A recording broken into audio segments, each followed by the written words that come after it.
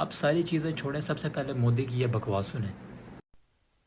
पाकिस्तान ने भारत पर ही हमला करना शुरू कर दिया। ओ मामा जी तेरे ते ना हमला कर दे कि युगांडा ते जाके हमला कर दे।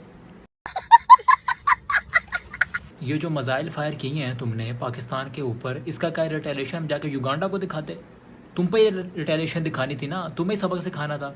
पता नहीं कौन सा गौ मूत्र तू पी लिया जिन्हें तेरे दिमाग में चढ़ गई है।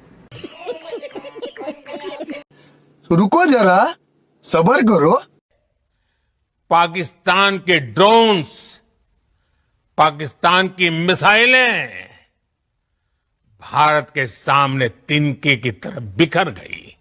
हाँ जी मित्रों, जो पाकिस्तान के मिसाइल हैं और वो जो ड्रोन है वो तिनकों की तरह बिखर गए हैं। कौन से तिनकों की तरह बिखर गए हैं? वो जो तुम्हारे राफेल जेट्स रफान जेली की तरह गिरे हैं, वो किसने गिराए हैं? हम लोगों ने गिराए हैं।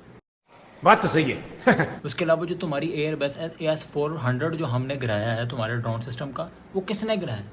वो हम लोगों ने गिराया है।